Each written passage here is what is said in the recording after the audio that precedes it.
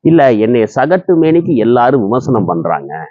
நான் ஒவ்வொருத்தங்கள கடந்து போகும் பொழுது அவங்க என்னைய பத்தி பேசிட்டு இருக்கிறது என் காதுல நல்லாவே விழுகுது.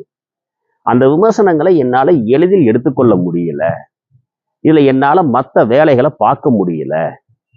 இதில நான் எப்படி இந்த விமர்சனங்கள்லருந்து வெளில வர்றதுன்னு எனக்கு தெரியல. அதனால இங்க வேண்டாம். இந்த ஆசிரமத்த விட்டு நான் கிளம்புறேன் அப்படின்னு அவர் சொல்றாரு.